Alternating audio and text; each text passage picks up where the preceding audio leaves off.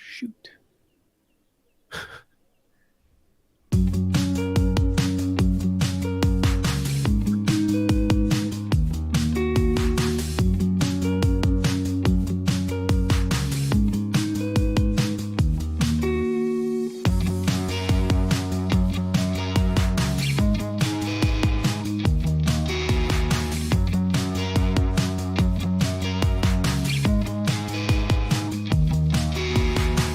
Hi everybody and welcome to the video and live streaming show. I'm John Lacey and I'm joined as always by Sam Proof. Today on the show we're talking all about YouTube features and some of the opportunities, both new or old, that maybe you don't know about, maybe you need to go back and revisit, maybe you're interested in exploring a little bit today. So it's going to be the focus for our show, Sam, but how has your week been?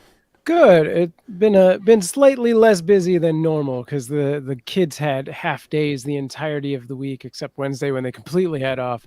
So I did less because I was hanging out with them and stuff. But yeah, we're getting close to the end of our current foster kitten litter. Everyone's being spayed or close to, and will be available for adoption soon. So if you're in Los Angeles looking for cats, hit us up. And Halloween was fun. Yeah, you'll see a bit of that in a video posted on the Cute Avalanche channel, probably just posted actually. So you can go after this stream, not right now, and check that out. How's things with you, John? Things are doing okay. I must admit, it's been a weird week for technical issues. And I swear that, Mercury is still in the microwave, as the kids on TikTok say. It's been very strange, but otherwise it's been a pretty good week. I just want to check in with the chat briefly. So hello to Saeed, who's watching from Germany, where it's midnight. And I always feel bad that we're cutting into your sleep schedule, but it's always great to see you. And we also have Sylvia joining us saying, hey, how are you doing? Awesome. Okay, I guess the other thing that we need to acknowledge at this point in time is today's show marks a year of this live stream. Yay! Which is crazy, and if I was a bit more organized, I'd have some music and sound effects to play. But yeah, it's kind of mind-boggling. I should note that because when we first started this show, we weren't doing it live. We're actually recording, and that created a bit of a editing bottleneck. So there are 4 or 5 shows that you can't actually watch, but everything else is on the YouTube channel and the different places. So it's crazy. And and Saeed's saying, please don't tell me that you put cats in costumes, which we love to see. No, we don't. Hello to Shrey, who's joining us on LinkedIn as well. Hello. Yeah, so I don't know, I have no sense of time, Sam, but do you have any thoughts on the fact that we've been doing this for so long? Wow. Yeah, no, I guess. I mean, yeah, we've changed a lot. We've continually worked on updating and formatting things, and I think of the past few months, we've really seen sort of the fruits of that labor. We've built this little community and it's growing, and there's new names and faces coming in every week or two that stick around, and I think that's awesome. So let's see what we can do better next year. Hey, Insomnia. Thank you, Insomnia Doodle. She's wishing us congratulations on the 1-year stream show anniversary. But today on the show, we are going to be talking all about YouTube. So that the little video hosting platform that could. There've been a number of changes over the last few weeks and months. Again, I have no sense of time, but let's just get stuck into it. Let's talk about YouTube Shorts first of all. So one of the things that we there was a bit of concern that, maybe people were putting spammy links into YouTube Shorts, and YouTube essentially removed the ability to add those links. But they did also introduce a really helpful feature called related video. Essentially, now you can actually go in and specify a larger or longer piece of content that relates to your short, so people can sort of go over and watch that from the YouTube short. And that's been a really cool feature. It's been around for a little while, but one thing that they've done recently, it used to be the case that you'd have to go and upload your video, then go back into the settings and specify that related video later. Now it's actually part of that upload settings options, which saves me so much time. I love it. But Sam, can you talk to us a little bit about, the role that YouTube Shorts are playing in your content, whether for Cute Avalanche or Sandproof more generally? Yeah, sure. So, I think the way we've looked at shorts of late, we were doing a lot of sort of meme style shorts, like viral, very, very short things, like 7 to 10 seconds. Um, and we saw a lot of, especially on the Cute Avalanche side, a lot of views come on, and actually we got a good amount of followers from that, but all of those things would die out within 24 to 48 hours.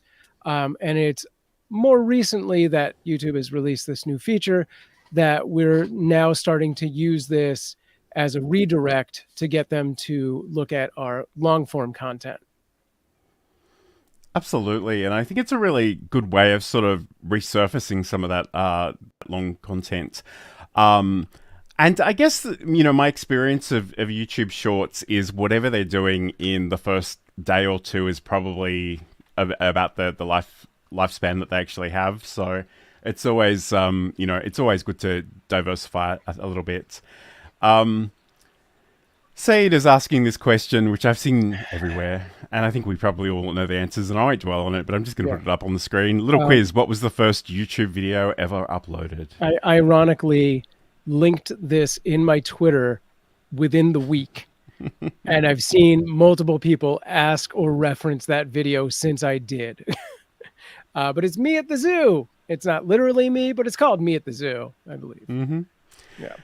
Absolutely. And again, we hear all these cliches about YouTube being the second largest search engine in the world, but obviously it's a big deal and it's here to stay. So we talk constantly on this show about, diversifying your content, but, not spreading yourself too thin. And I know for me personally, I focus on my website and LinkedIn and YouTube, and that's about it. I do dabble in other places, and I know Sam dabbles in even more places, and I think right now he's trying to do something a little extra for this week's show that might be way slightly distracted. But, I think it's important to appreciate that even YouTube, as great as it is kind of, this rented land, this real estate online that you don't necessarily own. So you have to be a little bit strategic about how you use it. But I guess the other thing I wanted to talk about in this segment is YouTube Studio. So YouTube Studio is sort of the analytics component of YouTube. It can be a separate app, certainly on Android. I don't know if that's the same on iOS, but it could be. But essentially, the great thing that I've been enjoying from YouTube Studio lately is they do these weekly and monthly recaps. So I'm just going to throw some screenshots up on the screen. It'll give you sort of stats, and we can potentially maybe talk about this in a future show. But for example, here the monthly highlight: this short got more views than usual. People watch your channel 1.6 thousand times. And then if I sort of, and again on the Android phone, you sort of flick through these screens one at a time. Most viewers were new to your channel, which is not terribly surprising because I have a grand total of 92 subscribers, and they mostly watched recent uploads. Yeah. But it's interesting too, even this, people didn't just watch, they reached out. So likes, shares, and comments. Obviously, on YouTube and elsewhere, I do tend to see comments, but I'm not always particularly conscious of how, what's happening in terms of likes and shares and things. So yeah, I think that can be quite useful. Yeah, that's true. Yeah, as you were saying it, I was like, I honestly no longer pay attention to those things so much because they aren't right in your face. And like, back in 2000, 6, 7, 8, 9, 10, I post a video, I'm on that video page looking at it for the next 40 hours, like noticing every single like and share and stuff. I don't have that time anymore. So now, yeah, I only get that information from that screen. Does the Android version give you like the little quiz? Because the iPhone version, right before does, that. yes. Okay. You just didn't screenshot it. Yeah. No, I didn't. And I don't think. I must admit, I took the screenshots, I think, on a second viewing. But essentially, it will ask you questions like, how many views do you think you got in the last week or whatever? And you nominate a number, and it's like, no, it was this number. Right. And I have a feeling. Yeah, I have a feeling it's always the one in the middle. Yeah. No, mine's always like, what video do you think got the most? And my zine video is always in there, and it's always that video. Yes, and that's a video. If you don't know Sam's channel and his content, that's a video from 16 years ago. It's got 1.6 million views. And part of the reason for that is, and people won't know this, but many years ago, there was sort of a definitive YouTube homepage. Yeah. And, if your video was featured on that show, on that particular page, you'd get a whole lot of views and potentially subscribers. And then they started actually breaking that up sort of by country. So eventually YouTube Australia had its own homepage, but now it's very much it's really customized to your own sort of viewing habits. Yeah. Now it's an algorithm, but back then it was actually human curated. So like literally somebody reached out and was like, hey, I'm going to put this on the homepage. Is that cool? Actually, at that point, first it was like the spotlight page, which is slightly smaller. And then it went to the homepage like 2 days later. So yeah. Sure. Little bit of YouTube history. Absolutely. And, we sort of joke about being the old men of online video because we've been doing this for forever. Yeah. Saeed is just saying reading YouTube comments is not always good for your health. So, I mean, that can be true. But sometimes they're good. It really depends on, who's actually watching and commenting. Yeah, I think for the most part, you can kind of guide that conversation to being not so negative based on your own content. Certain people put out stuff that is very polarizing, and other people don't. So I think there's a huge difference in the content and what it attracts. That being said, I got this comment yesterday that anyway, shaking my fist. I mean, again, I'm not particularly popular anywhere online, but the thing that I find is occasionally I'll get these quote unquote YouTube promoters that will want to, Anyway, let's not even go there. That's a bit of a sore point this week. These days. Yeah. Anyway.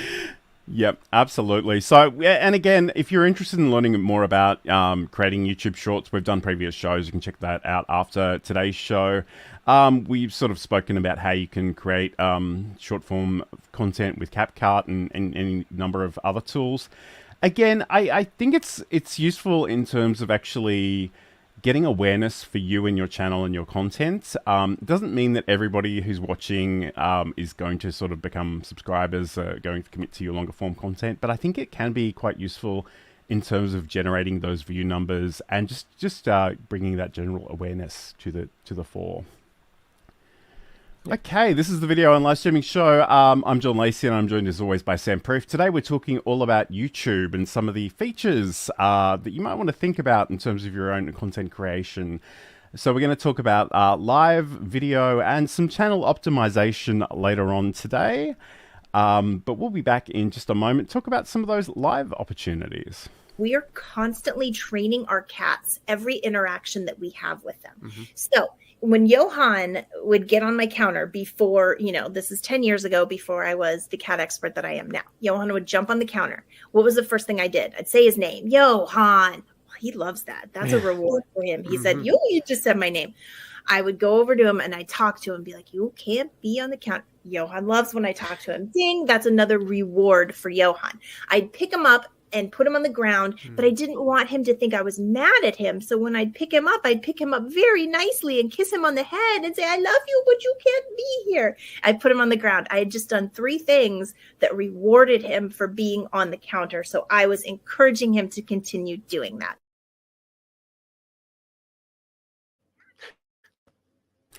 And that's Sam's podcast, Just Kidding Around, which you can learn more about over at cuteavalanche.com if you want to keep up with all that wonderful, wonderful, non-polarizing, hopefully, kitten content. I hope so. Every once in a while, some dog person comes in. No, just kidding. Okay, so I mean, obviously, we're talking about YouTube today and some of the opportunities, some of the newer features that people may or may not be aware of. But let's talk about YouTube Live. Obviously, this show goes out to a whole bunch of different destinations, and I guess it would be interesting if you are watching live, just let us know in the chat where you're watching from, because that would be really good to know. But YouTube is certainly one of those for both of us on our respective channels. So one of the things that they've done recently, in fact, I might get you to talk about it, Sam. They're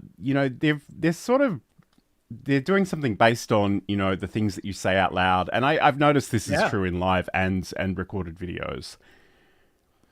Yeah, so YouTube within like I don't know the last 10 days or so released basically 13 new features, of which one is this voice recognition of when you prompt your audience to like and subscribe to your channel. So if I ask you right now, please, if you're over on YouTube, drop a like or hit that subscribe button. Theoretically, potentially, it'll highlight a little bit, and if you actually then follow. Okay, I think we might have lost Sam there for a second, but let's just keep going. So essentially, if you do say, can you please like and subscribe, if to the extent that YouTube is able to, it will sort of give you that option to, it'll actually animate that button in the interface, which is really, really cool. So today we're talking all about YouTube features. I guess, and another thing that we might talk about in a little bit is some of the features that you get if you have at least 1,000 subscribers, which Sam does, and I certainly don't. So I have tremendous FOMO for those. So I'll get Sam to actually talk to those when he comes back online. But I guess, why might you like to actually go live on YouTube in the first place? So, I mean, YouTube is a destination where a lot of different people hang out, so it can be quite useful in terms of that. But also, just having the ability to have a conversation with your audience in real time can be great. Because I always think of the audience as being sort of an active participant within any sort of live stream that I'm doing, because they offer their thoughts, and it sort of changes it can change the direction of the show. And again, yes, the voice recognition kicks Sam out of the stream.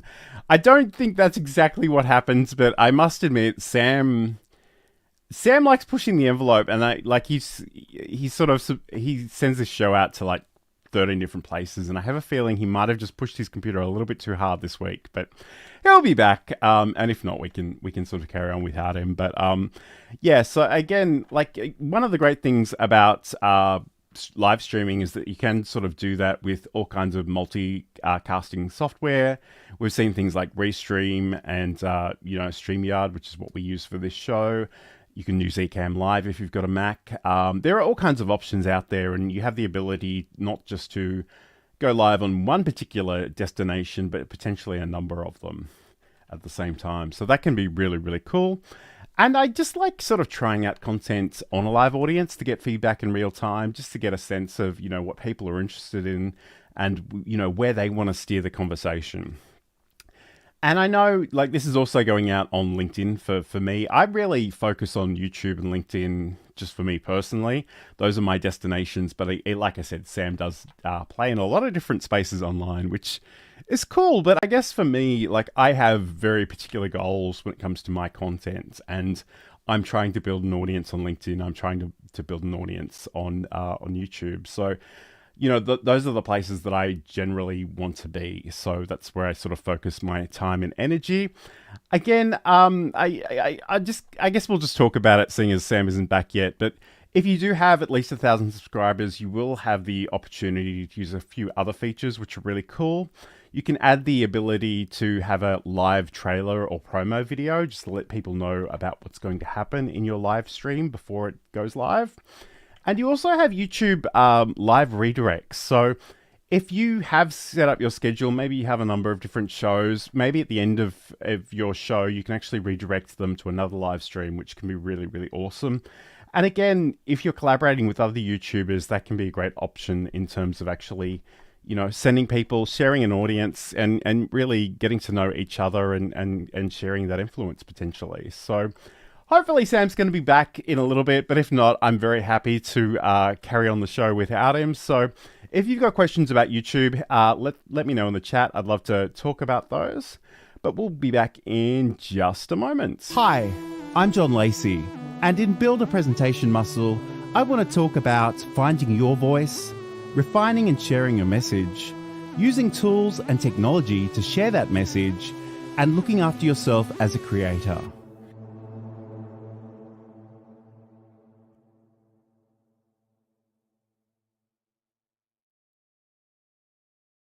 And that's a promo for my podcast, Build a Presentation Muscle. It's all about using content creation to showcase your expertise online. And you can learn more about that over at johnlacey.com.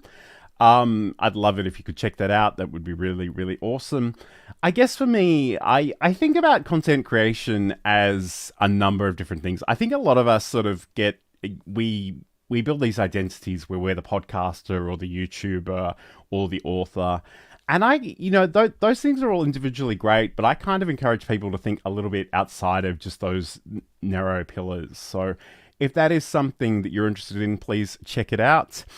Okay, this is kind of hilarious, but Sam is reporting that the cat's pulled the internet out, and he's on his phone right now. So there you go. That's you know what they say about working with animals and children. That's kind of hilarious. Okay, awesome. And Sayed is asking, any tips on how to reuse the live content on YouTube? Anything to consider beforehand? So again, it's a great question. I love that question. So in terms of actually repurposing content, it's useful if you have an idea of the kinds of things you'd like to do with that content while you're building it out. But if there are particular points that you really want to hit and you want to make sure you're mentioning during the live, that's great. Depending on your streaming software and setup, it's often a good idea to actually capture individual recordings. So whether that is, hi Sam, welcome back. Whether that is actually sort of local recordings on your local computer, or they might be isolated tracks. Again, all this streaming software these days has some version of that. And the great thing about that is you can sort of take your different elements and you can repurpose them, especially if you're going from a horizontal video to a YouTube short. You want to think about how you're using that vertical canvas to actually, include the things that you've got there. So yeah, again, it's a good idea if you want to hit those, if you know the points that you want to hit, so you do have that to repurpose. I must admit, I'm a big fan of, just being prepared enough to speak about the topics you're interested in at any sort of time. Didn't mean to, sorry. That's all right. But while it's there, case in point, there is my vertical canvas over on the left side of your screen, which looks somewhat different than this canvas here. It would actually be showing me and John, but I'm sharing that screen right now, so it's different. But yeah, you can use a variety of different ways to set up things specifically for vertical so that you can easily crop it in a variety of different ways. There are a lot of different tools you can use to do that, like CapCut. And I think we might have lost Sam again, although, oh no, he's still there, but there's a bit of a delay, but that's okay. Okay. You back with us? Maybe. You talk. Okay, no worries. So yeah, I mean, there are all kinds of things that you can potentially consider, but I really like the idea of having different recordings. So I have Sam's recording, I have my recording.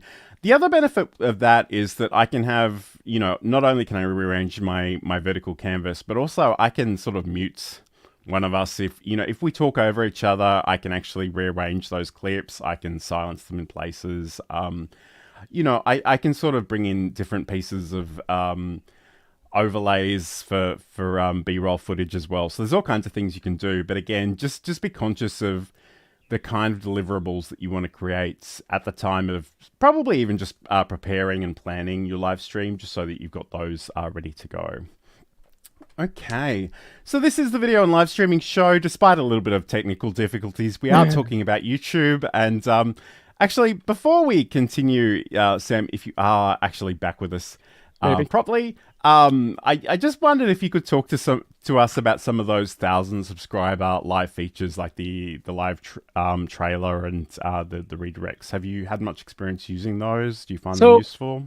Yeah, I have not used the trailer. Basically, the trailer essentially lets you put a placeholder. If you're scheduling a live stream in advance, like we're going to do next Friday, we could put another video as sort of a placeholder that's like, hey guys, this is what we're doing next Friday, or just show the last show in its place until that show becomes available. I almost always A, forget about it, and B, find it just to be too much work. There's been some issues with YouTube even finding video links recently in that capacity. The redirect, however, when the stream is over, you can automatically link it to go somewhere else. once again, like another stream you've pre-scheduled, or you can even do content on other channels. So when this stream ends, if you're watching me on my YouTube channel, you're going to go see some cats. I haven't seen a lot of statistics or where those statistics might even hide out. So I can't really tell if it's doing much of anything, but it's there. It's, 2 seconds to use. So it's worth playing with.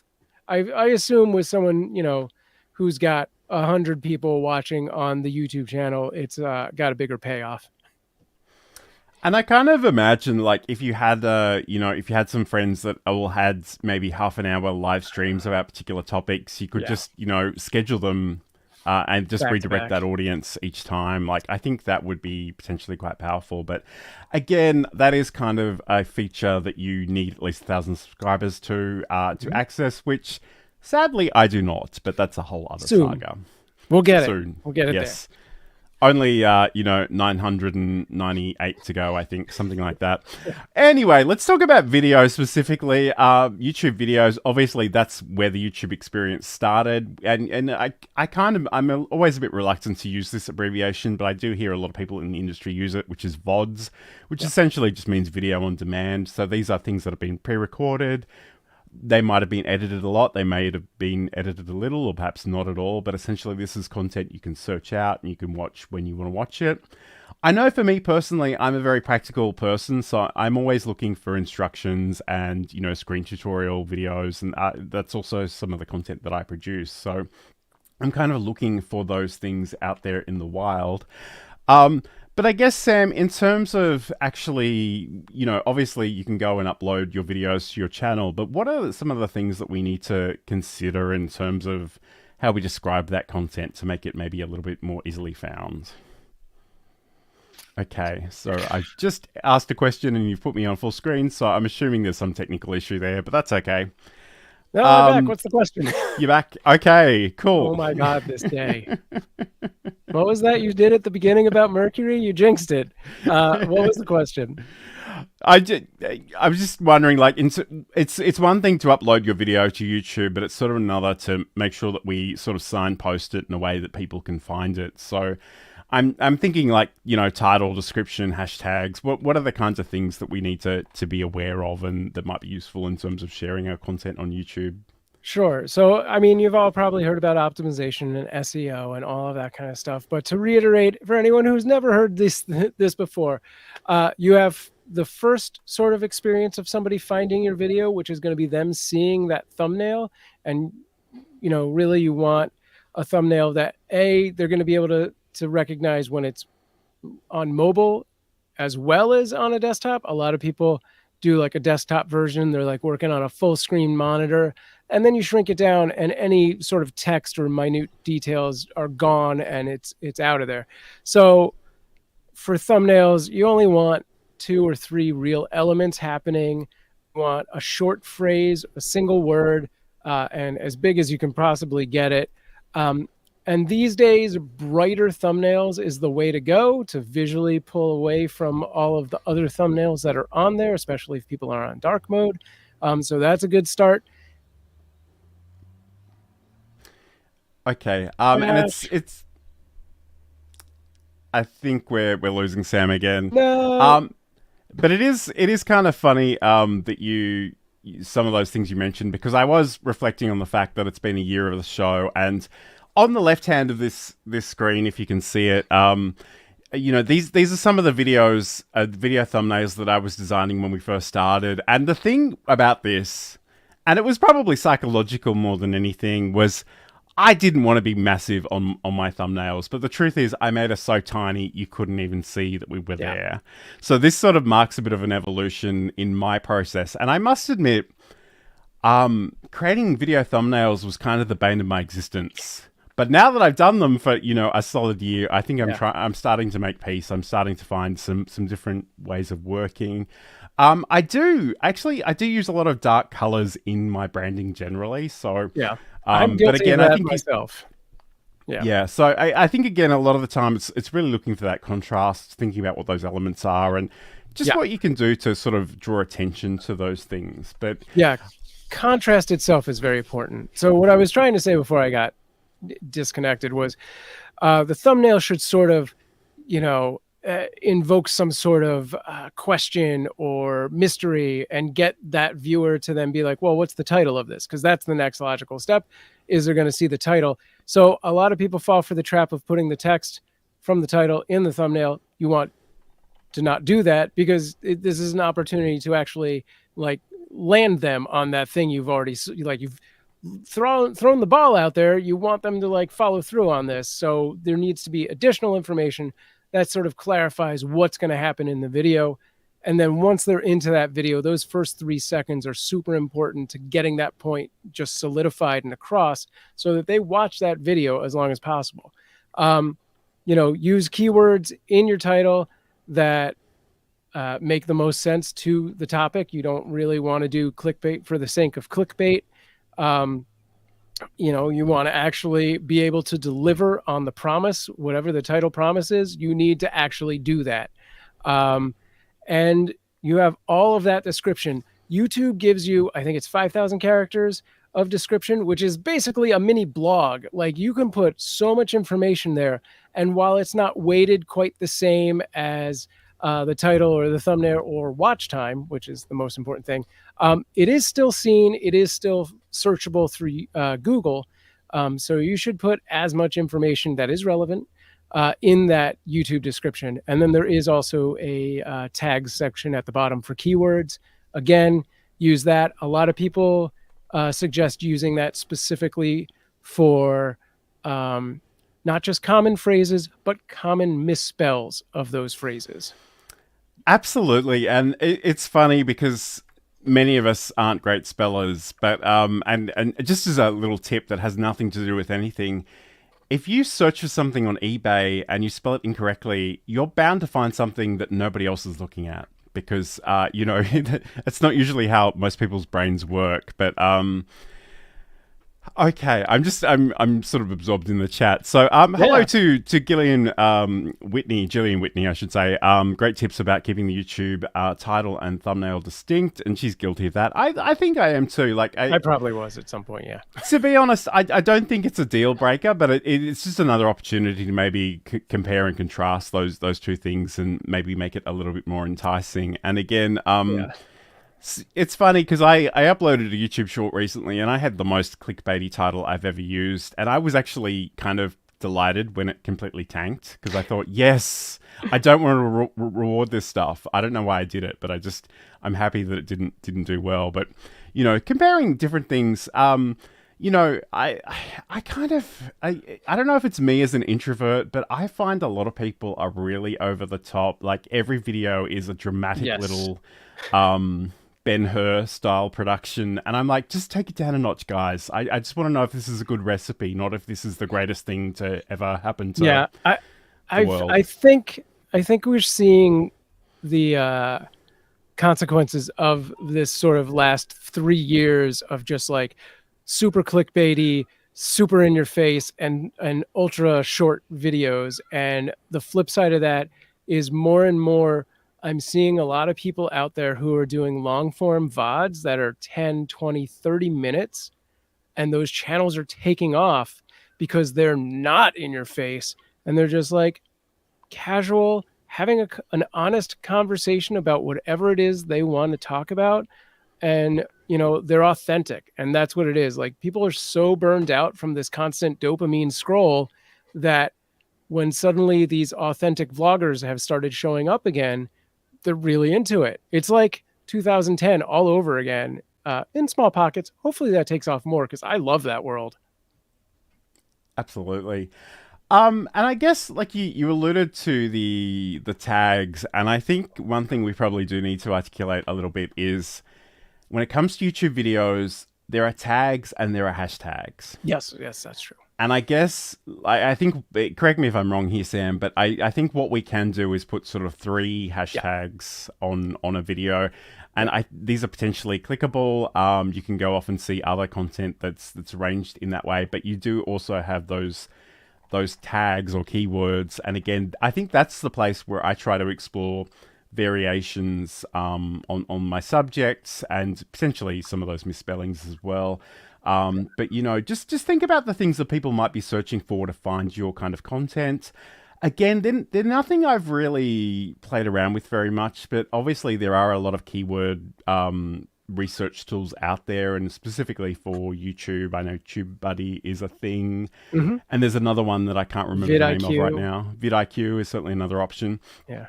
I don't know. I mean, there are some people that just, they won't do anything unless they've done the SEO research first. That's not really my approach to content creation, but if, it is certainly still worth exploring. Yeah. But I guess, other things that I think can be quite useful in terms of not just the experience of watching the video for the user, but even in terms of them finding it in the first place, is these the YouTube timestamps. So, if you have a longer video, you can sort of split this up into chapters, and people can, not only can they sort of click to get to different parts of the video, but also I think, they will find some of those, the titles of those chapters in search as well. So it can take them to your video, but not just your video, but a particular point within it. Yeah. I guess, yeah. No, I was going to say, yeah, chapters is really great. As John said, you just put the timestamp into the video description itself, and a short word or phrase, it can be a whole sentence about whatever it is. And then at the bottom on the player for your video, if you hover over it, you'll see it broken up into different places, and it'll give you whatever that text was. There's also like a thumbnail chaptering tool, which I don't think is widely available. I think it's only certain channels at this point. I'm not sure if they've rolled it out completely, but it's the same thing. It'll show you those breaks, and there are tools out there that will help you sort of pre-create these chapters. There's a lot of AI tools that'll do this for you. I have not found one yet that I'm like 100% that's the one. It does a great job. I think it does a job and you can, save a few minutes and then go in and curate that list to actually be better. Sure. And I guess the only trap for that, and it's funny, as someone who's been making videos for years, I kind of forgot this, but I added all my my time references in there, and they didn't have that bar at the bottom of the screen. And the thing I forgot is you actually have to start with 00 as your first time stamp. So just make sure you include that in there as well. Do the time stamping of videos get any easier without tools like TubeBuddy? It's interesting, and we haven't tried this, and we probably won't try it today, but one of the things I noticed about StreamYard, which is the tool that we use for this show, is during the week, they actually said if you press the B button, I believe it is, from memory, it'll actually create a timestamp in your live stream that will appear when you go to their video editor. Again, neither Sam or I do a lot with their video editor. We generally use our own tools, but we did wonder if it might be useful to actually, just have a way of sort of marking that spot. Again, I'm sure, Sam, you probably have all kinds of fun techie things that you do on Twitch and OBS things, but again, that might be a little bit more advanced. But yeah, I mean, I can really quick, if you're out there and you are doing Twitch and you want to get nerdy on it, get an app called Mix It Up app. Link it to your Stream Deck. You create a Twitch marker tool, and then it'll put that, much like the StreamYard version, into the Twitch replay of that video so you can find it. But also you can, on the Stream Deck, technically it's through the chatbot, make a secondary function that logs the stream time into a doc. So you can just reference that. But you manually have to be pressing that button. And I guess the other thing too, like if you have a transcript of your video, you can often just remember, the things you were talking about at the point at which you want to create that new timestamp. Frankly, much of the reason we have this tabbed interface on this show is I can see visually which segment we're on. So that can often help if you drag this into your video editor and just sort of drag it to a point and go, oh, that's the point at which the promo was played between segments, and that's where the new segment started. But yeah, I must admit the captioning one is a big one that I use. Like I will generate a caption and I will go in, and just find out where it starts. And often my captioning software describes particular frames, and I can't quite get that granular on YouTube, but I just sort of round it up or down as is appropriate. But yeah, I mean, it can be quite a useful feature in terms of that. But also, one thing else that's probably worth exploring too is the use of cards, and particularly end cards. So can you tell us about those, Sam? Yeah, so end cards are basically overlays that appear at the end of your YouTube video. You'll see them pop up. There's a variety of different pre-created placements for them that fall into YouTube's, safe zone, and you can have them link out to 1 to 3 assets, I believe. Yeah, that sounds right. Including subscribe to your channel, a playlist, or a video itself. You can also have YouTube kind of decide what that video is. That is, what their algorithm thinks will be the most interesting to that viewer. So you should almost, have no reason not to do these. These are, very helpful. Yeah, and they sort of describe that as just best for viewer. So again, I think it is worthwhile including that. And we sometimes allude to the fact that we've covered other subjects in more depth in previous shows. And every now and then I'll have someone reach out and say, hey, can you point me to that show? And I think, yes, I can send you the link, but also I should probably go back in and actually add a card just to let people know where that show is. Yeah, it's definitely something that you should really think about before you shoot your video, and then have something ready at the end of the video to be like, hey, if you want to find out more about X, Y, and Z, go over there. And they'll be like, oh yeah, that's the thing right there. I can now I know where that is. You can do similar things during the show with the info. What is it? Info card, which is more of just a text link that appears in the top right. Mm-hmm. Okay, cool. And I guess the other thing that you kind of alluded to, we can, as part of those end cards, we can link them off to a playlist. So yes, I know it can feel a little bit like a chore sometimes, but I really highly recommend that you go and think about putting your content into playlists. And it could be around a particular show or a particular format or a particular software tool that you're talking about. You really want to sort of create these opportunities where people that are interested in the things that you're talking about can find your content. And I think that's a really useful way of bringing that content together.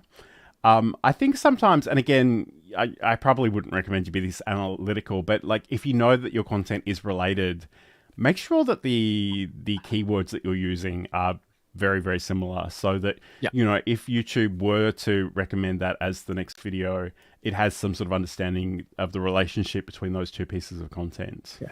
And here's the thing with playlists on YouTube is it doesn't have to be your own videos. You can do a curated list of a variety of channels' videos. And if it's a really good list, sneak in your own video there wherever you want, every couple of videos, which I've done with our cat channel. And these are searchable on YouTube and Google.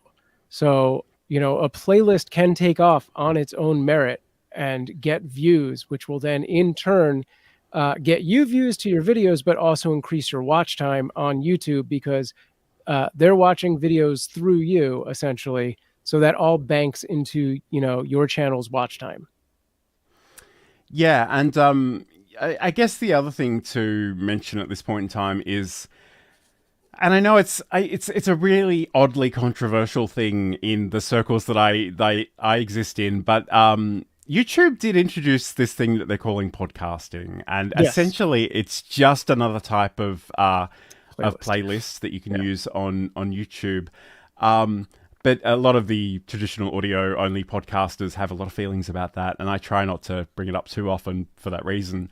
But the thing is, that's actually just another type of playlist, and potentially people using the YouTube Music app in certain territories, because this is being rolled out quite slowly, although I think it has come to Australia now, they can actually go and listen to those videos, essentially. Yeah. So the reason I kind of bring that up in relation to playlists, though, is it's really interesting because, and I don't want to go too deep on this, but depending on the link you serve your audience, so whether you're promoting this on social media, you can send them a link that's straight to the video. You can send them a link to your video within your playlist or within your podcast playlist.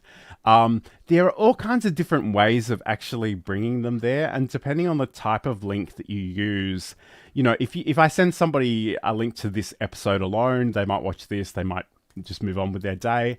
But if I send them a link to this within the playlist, they can see all the other shows. They can maybe go through the list and click through and watch a different one. So yeah, I don't want to blow too many people's mind with that as a thought experiment. But again, I just want to mention that is definitely a thing. Yeah, while we're on the topic of sending people YouTube links, there is another aspect to keep in mind, which is if you are targeting people that are on mobile and you send a typical YouTube link, it is going to open it inside whatever app that you're in, or attempt to open like the browser, like Safari or whatever. And it won't actually open the YouTube app. And I hate to say that I don't know the name of the service, but there is specifically a website you can go to, and it will convert that link into a link that will prompt to their phone to open the app itself, so they get the better experience, if that's a concern. Sure. So yeah. Yeah, absolutely. Okay, so this is the video and live streaming show. We're talking all about YouTube features and opportunities that you may or may not be aware of, but we're going to come back and talk a little bit about channel optimization in just a moment. If you've been watching us for a while, or this is your first time and you're thinking, Sam, John, this is great stuff, but I'm wearing a lot of hats already and I don't need to add this to my list of things that I'm doing, but I really want to live stream, I've got you covered. I've been a freelance technical director and stream operator for 20 years, and I can help you either with one-on-one counseling, setups of shows, or even run your whole show for you. Get in touch with me, samproof@gmail.com, or find out more at samproof.tv. And yes, if you are looking for somebody who can help you produce those live streams, certainly get in touch with that guy there. Yeah. So let's talk about channel optimization. And we've done an entire show on this, but I kind of wanted to revisit this a little bit. And I'm just going to make sure I'm on the right slide. And we will bring this on, and hopefully it'll work okay. I might even just change the background. Okay, so in terms of, you know, you actually have your own profile page, your own channel that you can link people to, that they can find your content. And I think it's worthwhile because to think about how you're showcasing your content in that space. So first of all, the YouTube handle, it's funny. It's one of the things we spoke about on the very first episode of this show a year ago. So it's been around for, you know, probably a good 12 months. But literally, this is the way that we reference other users on YouTube now. So it's the @ symbol, which I'm sure you're familiar with on all kinds of different places. And essentially the words that you're using to describe your channel. Again, you know, Sam does @SamProof, mine's @Learn Live Streaming. So it's a good idea to actually go in and grab this, because if you don't, it's going to default to something weird that's not particularly memorable. You can go to youtube.com/handle or find this in the settings. But essentially, think about, you know, what is the content you're offering and how do you want to describe it? Yeah, you know, personally, if you don't already have a brand established, like I am Samproof, I'm going to go with that if I can. But if you don't already have a brand established, you want to try and tack on those keywords that people are going to be searching for. But also, you know, be aware that you should try and grab that same username on all of the major platforms, because you don't want to be like, well, so over on YouTube, I'm John Live Streaming X, and then on Twitter, I'm XX John Streams. And, you know, you want it to be as cohesive as possible. So make sure you're not just spreading it all crazy. And that's kind of a piece of advice we've always given everybody regarding social media, but then some of the newer Twitter clones actually have a username at a particular server, which completely breaks that system. But anyway, it's a good idea if you can sort of, you know, if you do have a business name, if you are protecting your own name. And I guess that's the thing, you can create more than one channel. So if, you know, if you do have a personal one with your name and maybe a company one, or, you know, service or a show, whatever you want to do.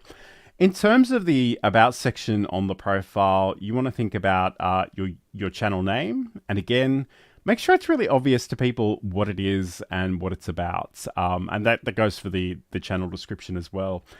I think people will arrive at your channel page, and we really want them to be able to self-select and say, hey, this looks like something I want to subscribe to, or maybe, no, this isn't for me. Yeah, and with that channel description, like, you get a good amount of space, you can write a good amount of stuff, you can, feed some SEO keywords in there.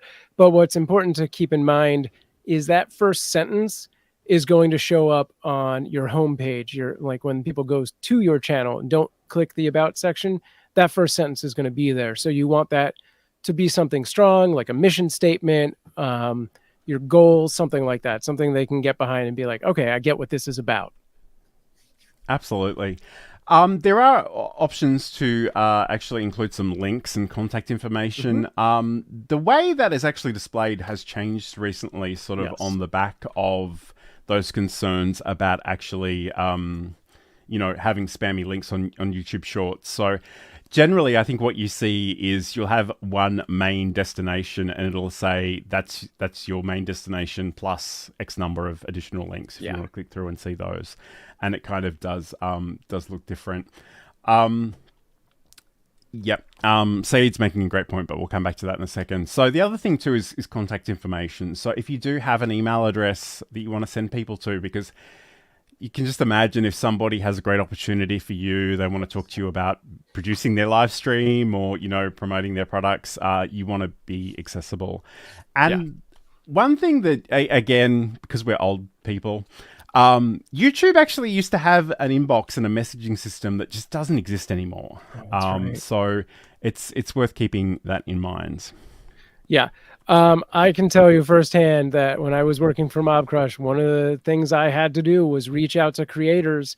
And sometimes if I couldn't find that email off their YouTube channel, I was done looking, and they were out of whatever amount of money that was. Yep. So again, like, it's good if people can reach out to you. So keep that in mind. And again, like, I know this sounds really obvious, but sometimes you really need to articulate these things. So use the words your audience are using. So make sure if you talk about a particular product or a particular service, you think about the words that people are actually searching for. In terms of using that same language, because people will search. So I guess in terms of the visual branding opportunities, we have the channel artwork. So we've got a picture, we've got a banner, and potentially a little watermark down in the bottom right-hand corner. Again, all the sort of standard things regarding visual branding apply here. So, in the same way that you want to use your same name or username across different platforms, you probably want to use the same imagery and the same brand colors and all that great stuff. And again, it's sort of an example on screen of the picture, which is essentially just a profile icon, the banner, which will appear on your channel. And we'll talk about that in a second. And also the little video watermark, which I must admit I don't personally use, but it is certainly something you can add. It's a tiny little square. And when people click on it, they will be prompted to actually subscribe to your channel. Yeah, I do use it. It's just my logo. It's funny. I remember somebody, and it might have been Roberto Blake, like 6 or 7 months ago, was like, I'm going to start using the watermark this way. And I was like, oh, that sounds like a good idea. I don't remember what his concept was anymore, and I never started doing it. I think it was a QR code from memory. That's right. That is exactly what it was. So yeah, write that down. Maybe I'll start doing that.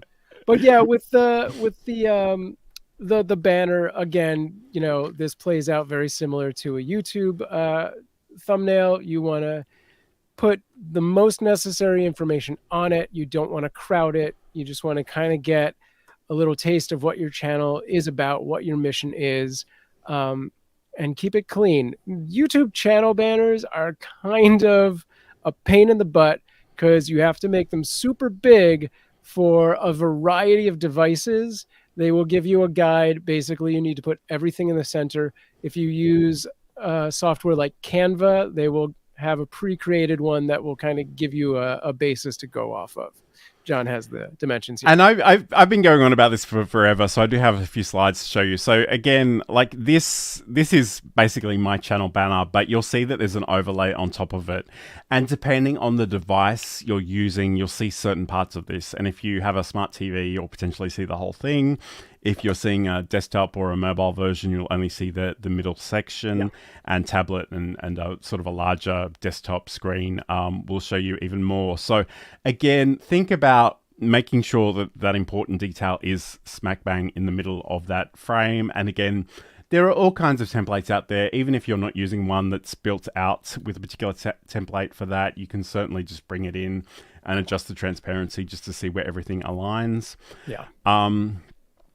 And, you know, we do have all these different numbers in terms of the channel artwork. I wouldn't dwell on that too much. Just find one of those examples. But again, let's just check in with the chat for a second, because I know there's a lot happening there. So, Saeed is saying there are a number of social name checkers. There certainly are. And the only thing I would say is just be a little bit careful about which one you're using, that they are in fact reputable, because a lot of spammy websites seem to be using very similar names in that space. But just be aware of it. And I mean, you know, it's a good thing to check ahead of time. Obviously, if you're creating a new business or a brand or something, you really need to do some serious research to make sure other people aren't using your names and that kind of thing. Yeah.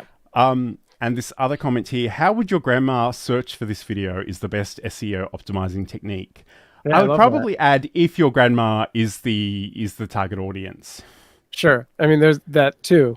Yeah, I think a good, you know, methodology for sort of doing this, and we've talked about this before, is you know, you could check out Google.